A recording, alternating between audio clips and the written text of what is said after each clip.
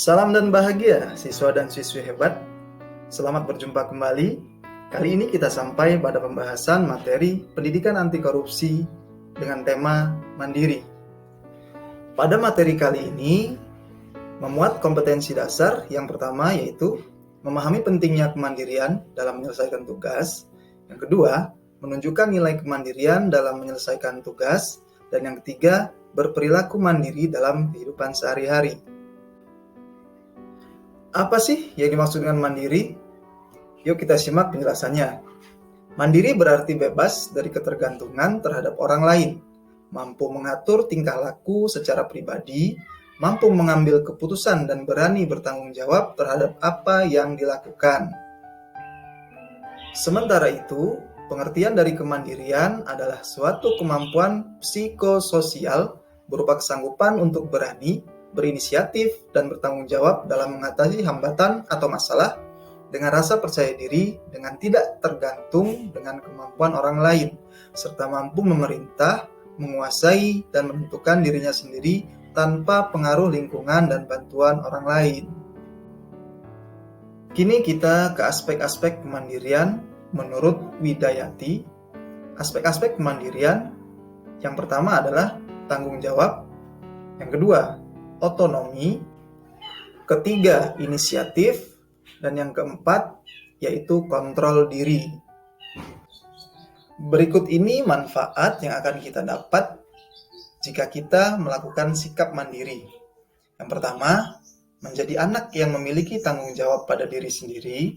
Yang kedua, tidak mudah bergantung kepada orang lain. Ketiga, tidak mudah menyerah dalam menjalani hidup. Yang keempat, mampu mencari solusi pada setiap permasalahan yang dihadapi. Kelima, memiliki keyakinan setiap melakukan sesuatu atau memiliki percaya diri.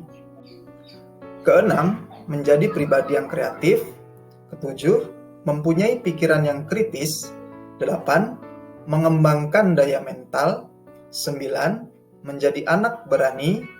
Ke-10. Meningkatkan keterampilan sendiri atau belajar mandiri atau disebut otodidak. Beberapa nilai dalam kemandirian antara lain tidak bergantung pada orang lain, percaya kepada kemampuan diri sendiri, tidak merepotkan dan merugikan orang lain, berusaha mencukupi kebutuhan sendiri, dengan semangat bekerja dan mengembangkan diri. Nah, sudahkah kalian berperilaku mandiri di rumah? Perilaku mandiri di rumah diantaranya yang pertama yaitu membantu orang tua. Di dalam kehidupan keluarga pastinya orang tua selalu membutuhkan pertolongan anaknya. Nah, apabila kamu memiliki sikap mandiri, tanpa disuruh pun pastinya akan langsung menolong orang tua. Berikutnya, mengerjakan kewajiban rumah. Mengerjakan pekerjaan rumah juga merupakan satu di antara contoh sikap mandiri seseorang. Satu di antara contoh bahwa seseorang tersebut memiliki sikap mandiri adalah ia akan selalu mengerjakan pekerjaan rumah tanpa disuruh. Sebab, dia berpikir bahwa jika mereka membersihkan rumah, tentunya akan terasa lebih nyaman jika dirasakan oleh dirinya dan keluarganya. Bukan begitu? Kini, bagaimana sikap mandiri kamu di sekolah? Contoh sikap mandiri di sekolah yang pertama yaitu pulang pergi sekolah sendiri. Seorang anak yang mandiri pastinya akan lebih memilih berangkat ataupun pulang sekolah sendiri. Namun, seorang anak yang memiliki sikap seperti ini tidak banyak. Hal ini wajar, sebab mereka takut terjadi apa-apa di jalan. Namun, anak yang memiliki sikap mandiri sangat berbeda, karena justru ia akan malu ketika diantar oleh keluarganya. Bagaimana dengan kamu? Contoh selanjutnya yaitu mengerjakan PR tanpa bantuan orang lain. Kebanyakan anak pasti akan lebih memilih untuk meminta bantuan orang lain pada saat mengerjakan PR. Bahkan tak sedikit anak yang mencontek pekerjaan orang lain. Namun, jika seseorang yang memiliki sikap mandiri, ia akan mengerjakan tepat waktu dan semaksimal mungkin mengerjakannya sendiri tanpa ragu akan salah. Hal itu tentu merupakan satu di antara contoh sikap mandiri yang dimiliki oleh anak. Bagaimana dengan PR kamu di rumah? Contoh yang ketiga, yaitu selalu mengerjakan piket kelas. Setiap kelas pasti memiliki jadwal piket dan banyak siswa yang malas melakukan tugasnya. Namun, berbeda dengan seseorang yang memiliki sikap mandiri. Ia akan mengerjakan tugas tersebut tanpa harus disuruh. Bahkan, ia akan mengerjakannya secara maksimal. Lalu, bagaimana tugas piket kalian di sekolah? Apakah sudah mandiri atau belum? Kini, kita ke materi tentang sikap mandiri di lingkungan masyarakat. Contoh yang pertama, mengikuti kegiatan masyarakat. Mengikuti kegiatan di lingkungan masyarakat merupakan satu di antara tanda seseorang memiliki sikap mandiri.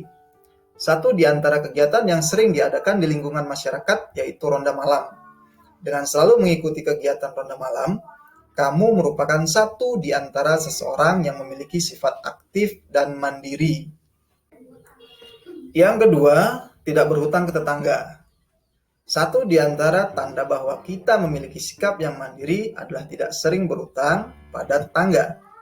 Pastikan kamu dapat melakukan manajemen finansial dengan benar.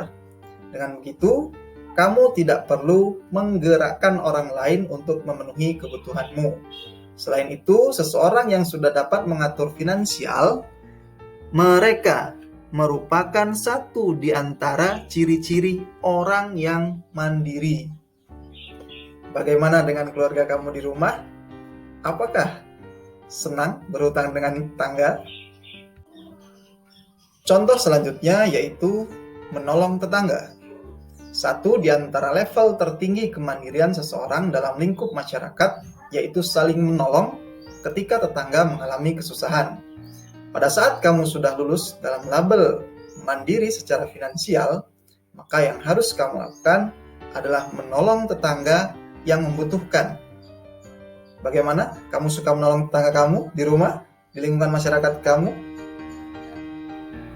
Ingatlah, siswa dan siswi hebat.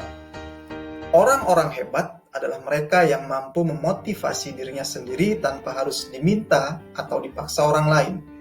Inisiatif berbuat baik menjadikan hidup manusia mandiri dan kuat. Sekian materi kali ini. Terus berlatih agar kita dapat maju bersama. Selamat belajar.